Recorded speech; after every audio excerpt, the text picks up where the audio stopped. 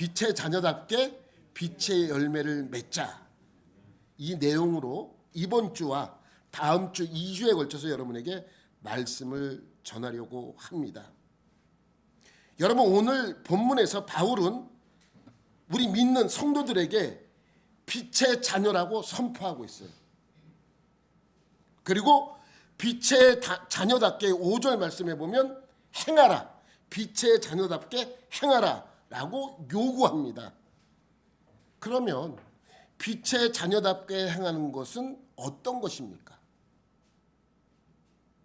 여러분, 이것을 알기 위해서는 먼저 8절 말씀을 잘 봐야 돼요. 8절에 등장하는 어두움, 빛, 이것이 어떤 것인지 알아야 합니다. 우리 8절 한번 다 같이 한번 읽어봐요. 시작. 너희가 전에는 어둠이더니 이제는 주 안에서 빛이라. 빛의 자녀들처럼 행하라. 빛의 자녀라고 했으니까 빛은 뭐예요? 하나님입니까? 그럼 어두움은 마귀입니까? 맞습니까? 여러분, 이렇게 해석하시는 분이 있어서 여러분에게 말씀드립니다. 마귀의 자식, 어둠의 자식, 빛의 자녀, 하나님의 자식 아닙니다. 여기서 말씀하고 있는 어두움과 빛은 하나님, 마귀 이거 아니에요. 여러분, 결론부터 말씀드리겠습니다. 여기서 말씀하고 있는 어둠은 우리가 구원받지 못한 상태를 설명하는 것이고, 빛은 예수님을 구원자로 믿어 하나님의 자녀가 된 상태를 설명하는 것입니다. 그러니까 성경에 보면 너희는 세상에 뭐라고요? 빛이라. 우리가 하나님이에요. 그러니까 성경에 빛이 나오면 다 하나님으로, 예수님으로 설명하는 분이 아니죠. 너희는 세상의 빛이라 라는 말씀처럼 예수를 안 믿을 때, 세상에 살아갈 때의 모습을 어둠이라고 표현한 것이고, 예수를 믿은 다음에 우리의 모습을 빛의 자녀라고 우리의 그 상태를 설명하고 있는 것입니다. 우리가 전에 제가 말씀드린 것처럼 옛사람을 벗어버리고 새 사람을 입으라 할 때 옛사람 상태로 있는 것을 어두움, 새 사람의 상태로 있는 것을 빛이라고 설명하고 있는 것이죠. 여러분, 이런 것이에요. 우리는 과거 36년 동안 일본이 강제 점령하여 일본이 통치하는 어려운 시대를 겪었습니다. 그리고 1945년도에 해방되었죠. 우리는 그 36년을 어두웠던 시대라고 표현하는 거예요. 어둠의 시대. 그죠? 그러니까 일본이 어둠이 일본을 뜻하는 것이 아니라 일본이 통치하던 그 당시를 어둠이라고 이야기하는 것과 비슷한 거예요. 그럼 일본의 통치하에서 벗어난 해방된 이후의 삶을 우리는 뭐예요? 빛이라고 이야기할 수 있어요. 광명을 찾았네라고 이야기할 수 있는 것이죠. 그러니까 이 말씀은 어두움, 빛은 마귀와 하나님을 뜻하는 것이 아니라 그 상태를 의미하고 있는 것이죠. 그러니까 오늘 본문에서 빛과 어둠은 우리가 예수를 구원자로 믿지 않을 때와 구원자로 믿었을 때의 상태를 어둠과 빛이라고 표현하고 있는 것입니다. 그런데 여러분, 요한복음 1장에 나오는 빛과는 좀 달라요. 이 빛은요. 요한복음 1장에 나오는 빛은 예수님을 뜻해요. 예수님 자체를 빛이라고 표현하고 있는 것입니다. 근데 오늘 본문에서의 빛은 우리의 현재 있는 그 상태를 의미하고 있는 것이죠. 이런 것을 인지하고 8절을 다시 한번 읽어볼게요. 시작. 너희가 전에는 어둠이더니 이제는 주 안에서 빛이라. 빛의 자녀들처럼 행하라. 이 말씀이 이해가 되어야 앞에서 설명하고 있었던 말씀을 이해할 수 있는 거예요. 여러분, 제가 5장을 시작하면서 바울이 지금 에베소 교회에게 두 번째로 요구하고 있는 삶이 하나님을 본받는 자가 되라는 삶입니다. 그래서 예수님도 하나님을 본받아 자신을 희생제물로 드렸다고 1절과 2절에 말씀하고 있습니다. 그런데 이상한 것은 3절부터 갑자기 주제가 바뀌어버려요. 갑작스럽게 주제가 180도 바뀌는 것처럼 느껴집니다. 아니 너희는 하나님을 본받는 자가 되라. 예수님도 그 뜻을 본받아 자기 자신을 희생제물로 드렸다. 그러면서 3절에 뭐라 그래요? 음행하지 말라. 좀 내용이 좀 언밸런스한 내용이라고 생각이 되어집니다. 음행하지 말고 더러운 짓 하지 말고 탐욕을 품지 말라고 설명하고 있습니다. 그런데 여러분, 이 음행하지 말라, 더러운 짓 하지 말라, 탐욕을 품지 말라라는 것은 그 이유가 있어서 한 말씀이라고 지난주에 여러분에게 알려드렸습니다. 여러분, 이러한 것은 당시에 한 곳에서 다 이루어진다 그랬어요. 한 곳에서. 어딥니까? 우상을 섬기는 신전에서 이러한 일들이 다 일어나요. 그래서 5절에 이렇게 설명합니다. 5절 말씀, 5절. 너희도 정녕 이것을 알거니와 음행하는 자, 더러운 자, 탐하는 자, 곧 우상 숭배자는. 음행하는 자, 더러운 자, 탐하는 자가 곧 뭐래요? 우상 숭배자래요. 여러분, 이거를 이렇게 해석하시는 목사님도 계시더라고요.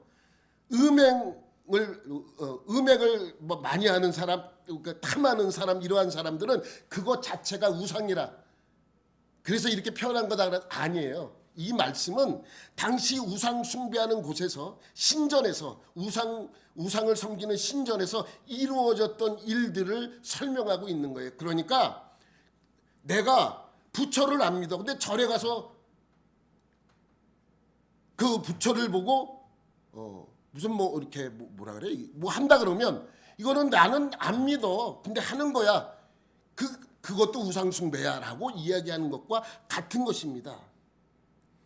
그러면 이상한 것이 있습니다. 뭐냐면 그럼 처음부터 3절부터 음행, 더러운 것, 탐하는 것 이거 얘기하지 말고 그냥 우상 숭배하지 말라라고 표현하면 되는데 굳이 음행, 더러움, 탐욕 이것을 먼저 이야기하는 이유는 무엇인가?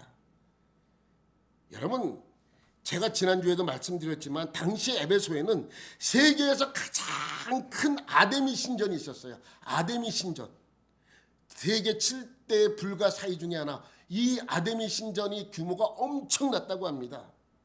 근데 그곳에서 일을 하고 있는 여사제들, 표현할 땐 여사제지만 좀 약간 강하게 표현하면 매춘부들이에요. 그들이 그곳에 있어서 이제 사람들이 와서 제사를 지내요. 그리고 그 제사의 마지막은 뭐라 그랬어요? 음행하는 거예요. 그 여사제들과 매춘부들과 음행하는 것으로 자기 우상에게 제사 드리는 것을 마무리하는 것이 그 일이라고 말씀을 드렸습니다. 이것이 에베소 도시에 살고 있는 사람들의 문화예요. 문화. 그냥 그들의 문화예요. 여러분, 그 몽골 사람들은요, 먼 곳에서 귀한 손님이 오면 죄송합니다. 자기 아내를 그날 밤에 그 손님과 자게 한대요. 문화예요, 문화. 그럼 그것이 온전한 문화예요? 괜찮은 문화예요? 잘못된 문화 아니에요. 근데 그들은 예수를 믿으면서, 여전히 예수를 믿으면서 손님이 오면 아내를 그날 밤에 손님과 동침하게 만든다? 그건 잘못된 것이죠. 그것을 지적하는 거예요. 여러분, 이 에베소 지역의 문화는 모든 제사, 이방 신전에게 제사 드리는 문화 자체가 마지막에 음행하는 것으로 마무리가 됩니다. 이런 문화 속에서 살아가고 있던 사람들이 예수를 구원자로 믿고 그리스도인이 되었어요. 그리고 그들은 다짐합니다. 하나님, 앞으로는 절대로 우상을 섬기지 않겠습니다. 다른 신을 믿지 않겠습니다. 예수님만 섬기겠습니다라고 선언하고 다짐합니다. 그리고 여전히 그렇게 다짐했음에도 불구하고 어디를 기웃거려요? 우상의 신전 옆을 기웃거린단 말이죠. 그리고 스스로 자기에게 합리화합니다. 나는 우상을 섬기려고 여기 온 게 아니야. 그냥 즐기러 왔어. 나는 우상 안 섬겨. 나는 절대로 우상 안 섬겨. 이런 사람들이 생겨나니 사도 바울로서는 걱정이 아닐 수 없습니다. 이런 거와 똑같은 거예요. 좀 우리식으로 표현. 나는 룸사롱은 가도 절대로 술은 안 먹어. 여러분, 그게 무슨 의미가 있어요? 나는 룸사롱은 가는데 술은 안 먹을 거야. 여러분, 지금 우상을 섬기는 죄는 죄인 줄 알기 때문에 우상을 섬기지 않아요. 에베소 사람들이. 그리고 우상을 섬기는 죄를 짓지 않겠다고 합니다.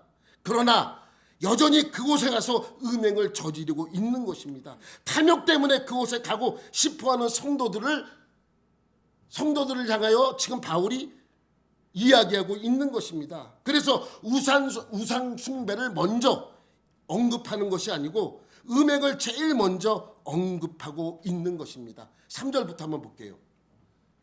음행과 온갖 더러운 것과 탐욕은 너희 중에서 그 이름조차도 부르지 말라. 이는 성도에게 마땅한 바니라. 누추함과 어리석은 말이나 희롱의 말이 마땅치 아니하니 오히려 감사하는 말을 하라. 너희도 정녕 이것을 알거니와 음행하는 자나 더러운 자나 탐하는 자 곧 우상 숭배자는 다 그리스도와 하나님의 나라에서 기업을 얻지 못하리니. 그러니까 이들은 우상을 섬기는 게 아니에요. 그냥 음행하고 그냥 더러운 짓하고 탐욕을 부리는 거죠. 그래서 그걸로 먼저 언급을 하는 것입니다. 이것도 우상 숭배하는 거와 같은 거야 라고 바울은 에베소 교인들에게 설명하고 있는 것입니다. 이것을 좀 우리식으로 좀 쉽게 여러분에게 설명을 드리자면 이런 거예요. 우리도 여전히 과거의 관습과 습관 속에서 살아가는 것이 있습니다. 여러분, 우리나라는 정통적으로 샤머니즘을 믿는 나라예요. 그러니까 샤머니즘 좀 멋있게 말했지만 쉽게 말하면 무당을 섬기는 나라예요. 귀신을 섬기는 나라예요. 우리나라 전통 신이 누구예요? 그냥 귀신이에요. 무당을 중심으로 마을이 이루어졌고, 그래서 뭐가 강해요? 산신령이 등장하고, 산을 지키는 신이 등장하고, 어디를 지키는 신이 등장하는 거예요. 그래서 샤머니즘을 믿는 나라예요. 그래서 귀신을 섬기는 무당이 곳곳에 있습니다. 그나마 조선시대에 유교가 들어옴으로써 그것이 많이 없어지긴 했어도 여전히 사람들 사는 그 속에는 무당이 자리 잡고 있는 것입니다. 그러니까 병들어도 뭘 찾아요? 지금은 아니지만 과거 얘기하는 거예요. 병들면 뭘 찾아요? 무당을 찾아갑니다. 일이 안 풀려도 뭘 찾아가요? 무당 찾아가는 거예요. 앞으로 일이 잘 되게 하기 위해서 누굴 찾아갑니까? 무당을 찾아가는 것입니다. 지금 라오스가 그러더라고요. 라오스에 가서 보면 아프면요 귀신이 그래서 그랬다 그래요. 귀신이. 그래서 병원 가도 소용없대. 귀신을 물리쳐야 병에서 낫는, 그렇게 이야기를 하더라고요. 그러면 그걸 보면서 야, 과거 우리나라도 저랬는데 라는 생각을 하게 되었습니다. 그런데 만약 바울이 샤머니즘을 믿는 우리나라에 와서 복음을 전하고 교회를 세우고 떠났어요. 근데 어떤 소식을 듣게 될까요? 바울이 교회에 나와요. 열심히 교회에 나와서 예배를 드려요. 근데 아프면 어딜 찾아가요? 무당을 찾아가요. 일이 안 풀려도 뭘 찾아요? 무당을 찾아요. 내년에 일이 잘 풀릴까 안 풀릴까 무당을 찾아가서 점도 치고 굿도 한다는 소식을 듣게 됩니다. 근데 그들은 여전히 예수를 믿는다 그러고 교회를 다녀요. 그리고 사람들이 예수 믿는 사람이 그러면 안 된다고 하면 이렇게 변명을 할 겁니다. 나는 무당을 믿지 않아. 그냥 아파서 일이 잘 안 풀려서 올해는 좀 더 나아질까 궁금해서 그냥 가는 거야. 절대로 무당은 난 안 믿어. 그때 바울이 우리에게 어떤 내용의 편지를 쓸까요? 3절 다시 한번 보면서 이렇게 생각하면 우리 한번 얘기해 봅시다. 음행과 이거 안 하고 뭐라고 얘기할까요? 점치지 마. 굿하지 마. 이런 것은 생각도 하지 마. 이것은 성도들이 하는 일이 아니야. 점치는 것, 굿하는 것, 귀신을 섬기는 모든 것들이 다 우상을 섬기는 것이야. 그런 사람은 구원을 받지 못해 라고 쓰는 것과 똑같은 것입니다. 여러분 교회에 나오지만 여전히 이런 분들이 있습니다. 요즘은 신문들 뭐 많이 안 보고 인터넷에서 많이 보지만 꼭 신문 보면 먼저 보는 난이 있죠. 오늘의 운세. 그리고 말해요. 아니 예수 믿는 사람 이런 거 보냐? 그러면 뭐라 그래요? 아이 재밌잖아. 그냥 보는 거야. 재미로 보는 거야. 재미로. 근데 내용을 보면서 나한테 해당하는 그 란에 기분 좋은 이야기가 써 있어. 그럼 괜히 기분 좋고 나쁜 이야기가 써 있어. 그럼 괜히 찝찝하고. 이게 안 믿는 것입니까? 여러분 그렇게 신문에 나오는 그냥 말도 안 되는 내용의 이야기 한 줄 나오는 것 같고 우리가 기분이 좌로 치우치기도 하고 우로 치우치기도 하고 그런데 왜 성경에서 나오는 말씀을 왜 못 믿느냐 이 말입니다. 여러분 그런 거는 재미라도 보지 않는 것이 맞습니다. 그냥 재미로 그냥 심심해서 하지 마십시오. 마귀는 그렇게 우리를 미혹합니다. 그냥 재미로 그렇게 말합니다. 그냥 재미로 하는 거야. 그냥 시간 남아서 보는 거야 라고 이야기하는 것입니다. 그러면서 꼭 끝에 뭐라 그래요? 그래도 난 이런 거 믿지 않아. 그래서 6절 말씀에 뭐라고 표현합니까? 오늘 6절 말씀에 보면 이렇게 표현합니다. 누구든지 헛된 말로 너희를 속이지 못하게 하라. 이로 말미암아 하나님의 진노가 불순종의 아들들에게 임하나니. 여러분 스스로 여러분 갈라디아서 5장에 보면 이런 말씀이 있습니다. 스스로 속이지 말라는 거예요. 이게 괜찮아. 이 정도는 뭐 괜찮아. 이 정도 하는 거야. 뭐 그냥 다 재미로 하는 거지. 스스로 속이는 거예요. 스스로 속이지 말라. 하나님은 업신여김을 받지 아니하시나니 사람이 무엇으로 심든지 그대로 거두리라. 그러면서 6절에 이렇게 말씀하시는 거예요. 누구든지 헛된 말로 너희를 속이게 하지 마라 라고 설명하고 있는 것이죠. 누구든지 내 자신이 내 자신을 속이는 것도 그렇고 다른 사람이 나를 미혹하여 속이는 것도 그렇고 그러한 것을 하지 못하게 하라는 것입니다. 여러분 어떤 목사님이 이야기했던 얘기인데 자기가 학생 때 그러니까 중학교 때인가 고등학교 때 일이랍니다. 동네 아는 친구가 있었대요. 근데 그 친구 어머니도 역시 교회에 다니는 집사님이셨대요. 근데 친구가 갑자기 가출을 해버렸대요. 돌아오질 않는 거예요. 한 몇 개월이 지났어요. 6개월 정도쯤 지났을 때 도저히 안 되겠으니까 이 어머니가 경찰서에 가서 실종 신고를 했답니다. 딱 6개월쯤 지나니까 이제 이놈의 자식이 언제 들어오나 걱정이 아니라 살아있는지 죽었는지 그것이 걱정되더래요. 너무 걱정하니까 주변에서 이야기를 합니다. 뭐라고 이야기하는지 아십니까? 용한 무당 찾아가서 살아있는지 죽어있는지만 알아보라고. 처음에는 교회 다니는 집사님이니까 내가 왜 무당을 찾아가냐고. 나 교회 다닌다고. 나 집사라고. 그래도 여전히 걱정스러워요. 참지 못하고 사람들이 와서 그냥 이야기합니다. 사람들이 와서 설득합니다. 무당을 믿으라는 얘기가 아니고 그냥 아들이 죽었는지 살았는지만 우리 좀 알아보자고. 결국 그 집사님이 무당을 찾아가서 물어봤대요. 우리 아들이 살아있습니까? 죽어있습니까? 여러분 누구든지 헛된 말로 너희를 속이지 못하게 하라. 여러분 과거 MBC에서 나왔던 내용이에요. 좀 오래된 내용인데 서울에 사는 사람 1000명을 대상으로 설문조사를 한 내용이에요. 내용은 뭐냐면 연말 연초에 토종 비결을 보았는가라는 간단한 질문이에요. 1000명에게 물어봤대요. 근데 놀랍게도 몇 퍼센트가 토종 비결을 본지 아십니까? 지금은 좀 달라졌을 수 있어요. 이건 조금 오래된 내용입니다. 65%가 토종 비결을 봤대요. 오늘의 운세를 올 한 해의 운세를 봤답니다. 찾아가서. 여러분 그럼 그 65%에 해당하는 그 안에는 기독교인이 있었겠습니까? 없었겠습니까? 의외로 상당히 많았다고 합니다. 어느 집사님이 오늘과 같이 신년 주일 예배를 마치고 집에를 오는데 아파트 정문 앞에 토종 비결을 보는 할아버지가 이렇게 약간 무슨 천막 같은 걸 쳐놓고 계시더랍니다. 그러니까 토종 비결이네. 그 자기도 모르게 그냥 재미로 가서 봤다고 합니다.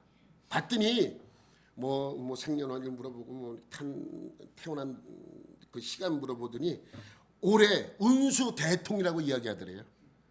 그래서 기분이 너무너무 좋았대. 그런데 그 할아버지가 이렇게 얘기하더래요. 다 좋은데 10월에 애군이 꼈다고.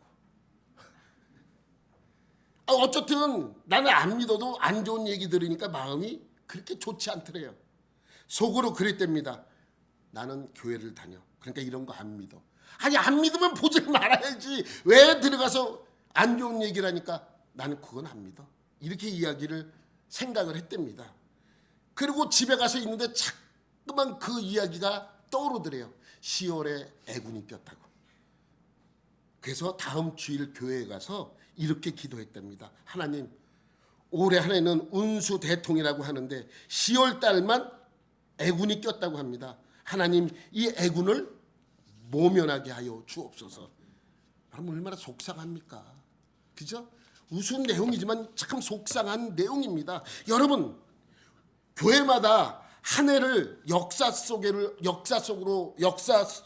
보내고 새해를 맞이하는 송구 영신 예배를 많은 교회들이 드려요. 그리고 새해 한 해 하나님의 보호와 인도하심을 소망하면서 신령과 진정한 예배로 새해를 맞이하는 예배를 드립니다.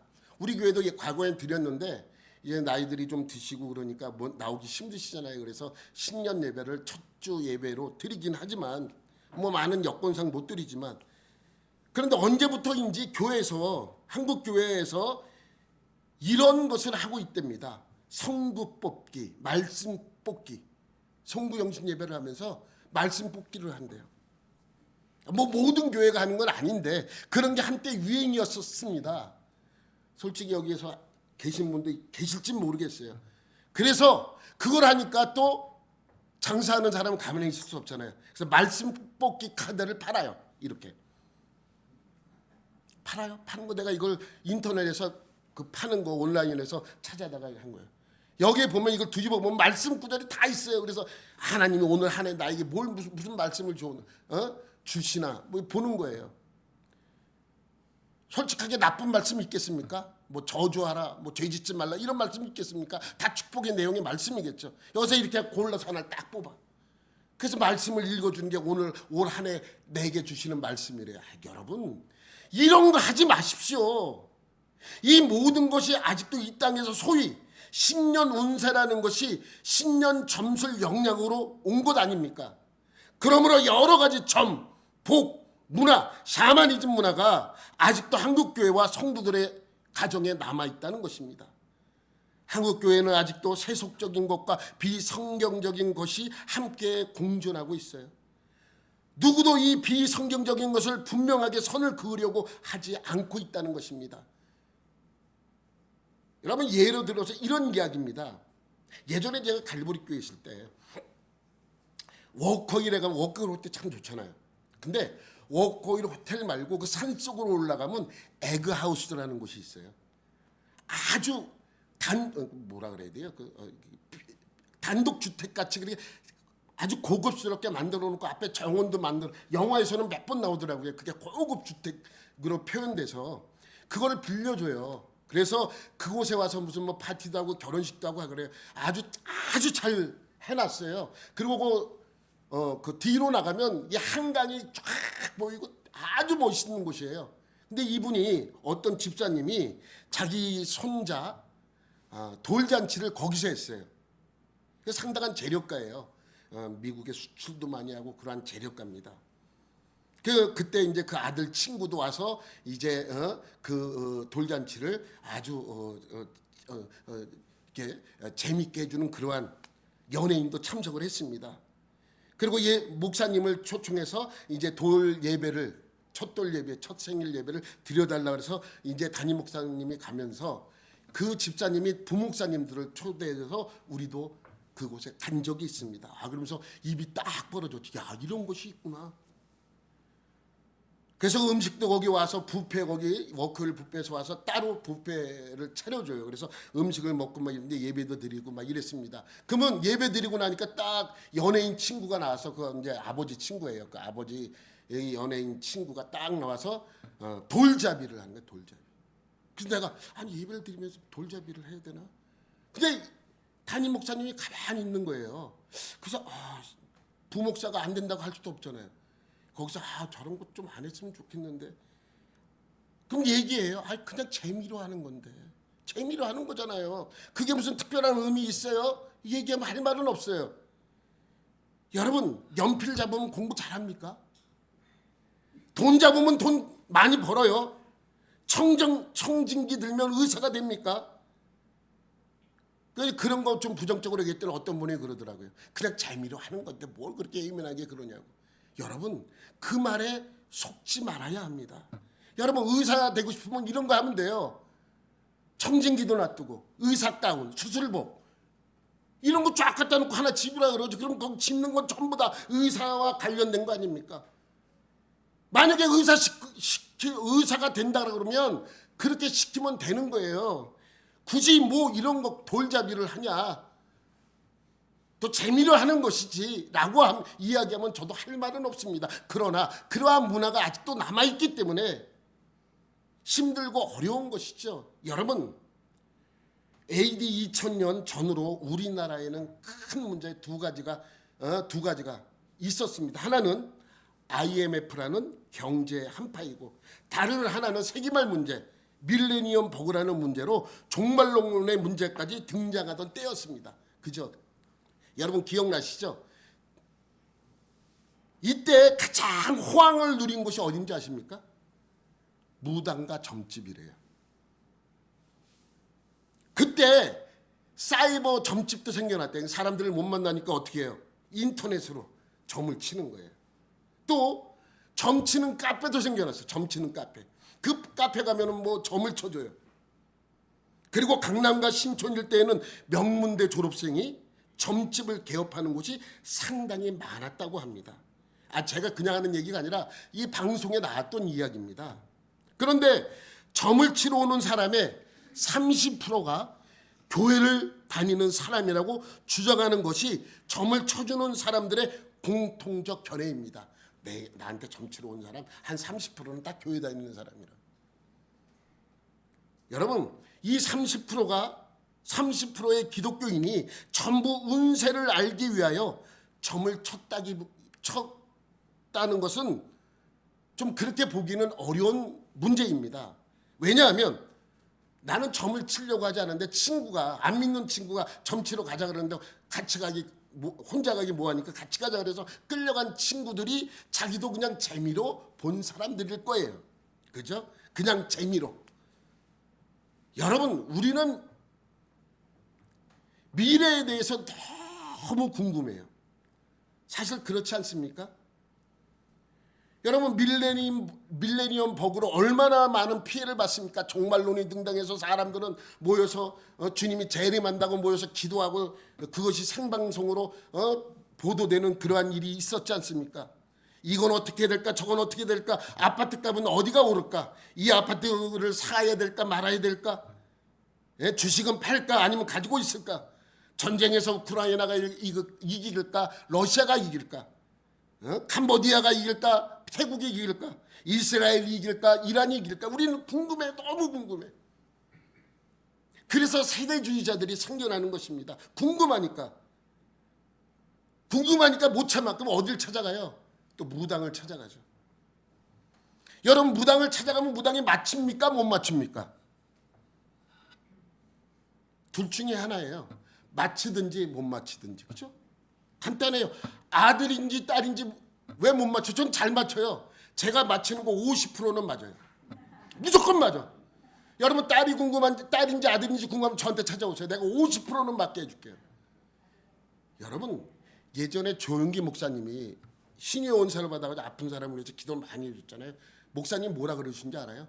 내가 기도해 주는 사람의 5%도 나는 못 고칩니다. 이렇게 얘기했어요. 그건 목사님이 직접 얘기하시는 거예요. 우리 그 목회자들 앞에서 자기가 아픈 사람들이 자기를 찾아서 기도해달라고 많은 사람들이 요구를 하고 그래서 기도를 해주잖아요. 몇 프로나 난지 아세요? 5%도 안 됩니다.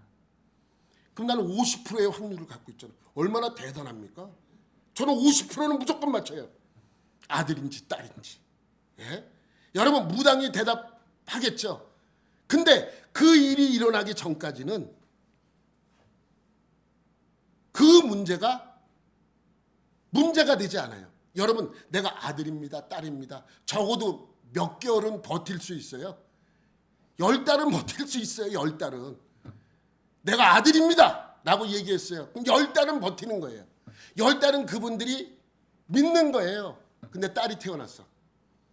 에이, 내가 이럴 줄 알았어. 그럴 거 뭐로 가서 봅니까? 예? 여러분 그 사람들은 그게 너무 궁금한 거예요. 응? 월드컵의 우승이 누가 할지. 그래서 누구한테 물어봐요? 문어한테 물어봐. 문어. 여러분 아시잖아요. TV에도 나와요. 문어한테 이번에 우승. 각국 나라의 국기를 쫙 갖다 놓고 문어를 풀어놔요. 그 문어가 어떠한 국기에 가서 딱 찍느냐. 그 나라가 우승한대. 여러분 우리의 운명을 왜 문어한테 맡깁니까? 예? 참 이것은 왜 그러냐면 사람들의 그 궁금증을 풀어주기 위한 하나의 방법이죠. 적어도 결승전이 있기 전까지는 그 말을 믿는 거예요. 여러분 사울왕이 사무엘 선지자가 죽은 후에 블레셋과의 전쟁이 벌어지기 직전이에요. 사울왕은 너무 궁금한 거예요. 이번 전쟁에서 승리를 할지 아니면 패할지. 근데 물어볼 사무엘이 죽어서 없어요. 이미. 너무 궁금해요. 그래서 누굴 찾아가요? 용한 점장이를 찾아갑니다. 점장이를 찾아가서 뭐라고 얘기합니까?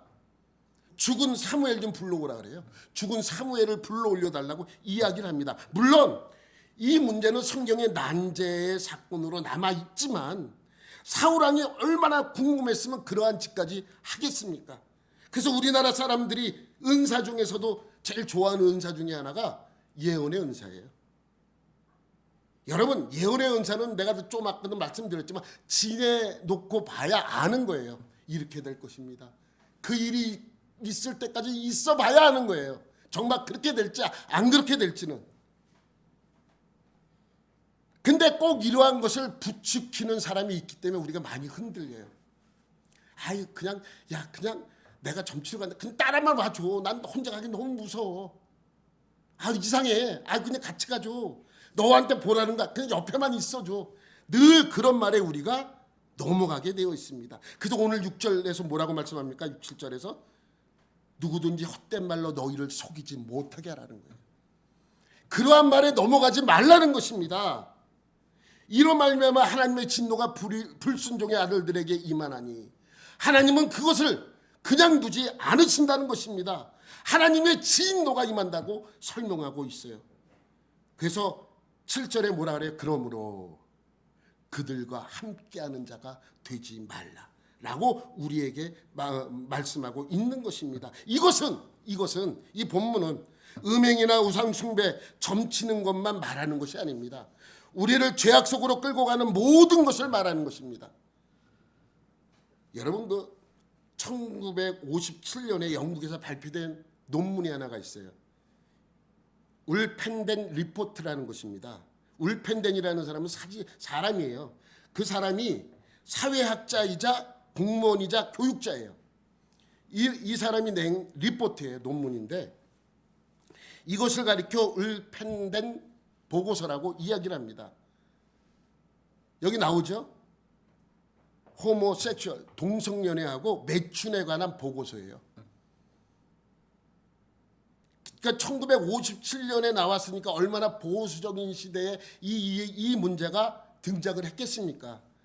이 보고서는 심리분석과 또 사회과학, 이론 이런 것을 인용해서 뭐냐면 공공사안에 관한 재정법은 도덕성을 문제 삼으면 안 되고 공공질서를 어지럽히는 성행위에만 관심을 두어야 한다. 그러니까 뭐냐면 서로 합의하에 이루어진 관계는 문제 삼지 말라는 거예요. 도덕적으로 좀 그럴진 몰라도 그것을 법적으로 어떠한 문제를 제기하지 말라는 것입니다. 그러니까 그러한 것은, 동성애나 간통 이러한 것은 형법의 처벌 대상에서 제어해야 된다는 주장의 내용이에요. 동성애, 그 다음 매춘에 관한 내용이죠. 이것이 발표될 때만 해도 다 미친놈이라 그래요. 죄송합니다. 정말이요. 이 미친 이렇게 얘기를 했어요. 그런데 이 보고서가 발표되고 난 지 정확하게 10년 뒤부터 유럽의 대다수의 나라가 성 관련 범죄법을 다 뜯어 고쳤어요. 전부 다. 그래서 간통죄도 폐지됐잖아요. 우리나라도 간통죄 얼마 전 폐지됐잖아요. 합의해서 이루어진 것은 간통죄가 아니다라고 이야기를 했잖아요. 그것도 속상한데 우리나라는 지금 모두 올라가 있습니까? 법으로. 동성애에 관한 법률들도 올라가 있어요. 얼마나 속상한지 몰라요. 여러분, 이 내용이 발표된 이후에 많은 나라에서 목사들이 동성애 주례도 서줘요. 동성애. 신랑 누구는 신랑 누구를 이렇게 얘기를 해야 돼요. 이제는 신랑과 신부가 아니에요. 남자와 여자가 아니에요. 남자와 남자, 여자와 여자끼리 결혼하는 것을 주례를 서야 되는 것이 목사의 일이 되었습니다. 그렇게 법들이 만들어졌어요. 모한 뒤에, 이 보고서가 발표된 뒤로. 예? 세상은 그렇게 도덕과 윤리의 담을 자기들의 쾌락지수에 맞춰서 수시로 낮추고 거기에 정당성과 합법성을 부여하고 있다는 것입니다. 여러분, 인간들은 그렇게 낮추어진 도덕과 윤리에 금방 익숙해지면서 점점 더한 것으로 타락해가고 있는 것입니다. 여러분, 한 예로, 예전엔 대마초 전부 다 마약이었잖아요. 근데 대마초를 마약류에서 빼버리는 나라들이 있어요. 그래서 대마초를 하고 싶은 사람은 그 나라 가서 하는 거예요. 우리나라 사람이 그렇게 하고 있다는 것입니다. 나는 우리나라 법이 아직도 보수성을 갖고 있다는 것에 대해서 대찬성입니다. 그런데 자꾸만 이거를 개방하려고 하는 거예요. 사람들은 자꾸만 인간의 범죄 행위의 다양성을 인정하고 그것에 대하여 맞추어 가려고 하는 것들이 생겨나는 것입니다. 그러면서 그들은 이렇게 얘기합니다. 죄는 다양성의 결과이기 때문에 그것을 형벌로 고치려고 해서는 안 된다는 그런 주장들이 심리학과 사회학에서 대두되고 있다는 것입니다. 그러니까 그들의 주장은 이거예요. 그러기 위해서 죄인들을 가둘 감옥을 만들지 말고, 더 이상 만들지 말고 그 돈으로 좋은 시설을 갖춘 치료기관과 상담기관이 늘어나야 한다고 주장하는 것입니다. 그러니까 죄라는 것에 너무 민감하게 반응하지 말라는 거예요. 그 죄를 형벌로 다스리는 것은 무식한 발상이라고 그들은 이야기합니다. 여러분, 왜 이렇게 점점 세상이 죄에 대하여 관대해지고 죄를 가벼이 여기게 되는 것입니까? 여러분, 생각해 보십시오. 세상은 인간의 죄악된 행위에 대한 하나님의 진노가 있다는 것을 완전히 무시해버려요. 여러분, 죄는 반드시 그 대가가 따라야 됩니다. 죄는 하나님이 싫어하는 것입니다. 그러므로 죄를 진 자는 하나님의 진노가 그에게 임하게 되어 있습니다. 여러분, 우리는 용서해 줄 수 있어요. 우리는 봐줄 수 있어요. 그러나 하나님은 그렇지 않습니다. 하나님은 용서하지 않습니다. 하나님은 봐주지 않아요. 그렇기 때문에 자기 아들 예수를 대신하여 이 땅에 보내셔서 우리를 대신하여 죽게 만드신 거예요. 용서해 줬다면 자기 아들을 보낼 필요가 없습니다. 봐줬다면 자기 아들 예수를 이 땅에 보낼 필요가 없죠. 왜 예수를 이 땅에 보내셨습니까? 우리를 용서하게 주게, 용서를 봐줄 수 없기 때문입니다. 인간은 하나님의 형상에 따라 만들어진 존재입니다. 맞죠? 그렇기 때문에 인간은 하나님께 어떠한 책임을 지고 있는 존재입니다. 그분이 요구하시는 법을 다 지켜내야만 하는 책임을 지고 있는 존재란 말입니다. 그게 안 지켜졌을 때 하나님은 어떻게 됩니까? 진노하시는 거예요. 6절 말씀 다시 한번 볼게요. 이로 말미암아 누구든지 헛된 말로 너희를 속이지 못하게 하라. 이로 말미암아 하나님의 진노가 불순종의 아들들에게 임하나니. 여러분, 죄라는 것이 무엇입니까? 여러분, 죄가 뭐예요? 예? 우리는 단순하게 생각해요. 뭐 훔치고 때리고 뭐 이런 거 죽이고 뭐 이런 것들을 죄라고 생각합니다. 압니다. 간단하게 말하면 죄는 무엇인가? 하나님이 하지 말라고 한 것을 하는 것이 죄예요. 하나님이 지키라고 한 것을 지키지 못할 때 그것이 곧 죄입니다. 그러니까 우리는 아무렇지도 않게 그러한 것으로 끌고 가는 자와는 함께 할 수 없는 것이죠. 그래서 이렇게 말씀합니다. 그러므로 7절에 그러므로 그들과 함께하는 자가 되지 말라. 이런 자는 말로 우리를 넘어뜨립니다. 여러분 예수 믿는 사람이 군대 가면 군대 가서 꼭 뭐 술 안 먹고 그러면 막 주변에서 막 약을 놀린대요. 밥 먹을 때 기도해도 막 놀린대요. 여러분 그 놀림보다 더 무서운 것은 하나님의 진노하심입니다. 그러면서 8절에 뭐라고 우리에게 말씀합니까? 8절에 너희니까 전에는 어둠이든 너도 예전에는 이렇게 살았었어. 이제는 주 안에서 빛이야. 빛의 자녀들처럼 행해야 돼라고 말씀하고 있는 것이죠. 만일 우리가 예수를 믿고 구원을 받는다고 하면서도 계속해서 타락한 삶과 탐욕과 부독한 삶을 살아간다면 우리는 결국 하나님을 섬기는 자가 아닌 우상 숭배자일 뿐이며 순종하는 자가 아닌 불순종하는 자일 뿐이라는 명백한 증거가 되는 것입니다. 그러므로 그러한 자들은 천국이 아닌 지옥을 기업으로 받을 수밖에 없습니다. 우리는 지혜로운 자가 되어서 바울의 엄숙한 경고에 귀를 기울여야 합니다. 왜 그렇습니까? 왜 그렇게 살아야 됩니까? 왜 그렇게 해야 됩니까? 간단합니다. 여러분은 빛의 자녀이기 때문입니다. 우리는 모두 빛의 자녀이기 때문입니다. 그리스도인이기 때문입니다. 그래서 빛의 자녀들처럼 행하라고 명령하고 있습니다. 여러분 2026년 빛의 자녀로서 온전한 그리스도인으로 살아가는 하나가 되시기를 예수님의 이름으로 축원합니다.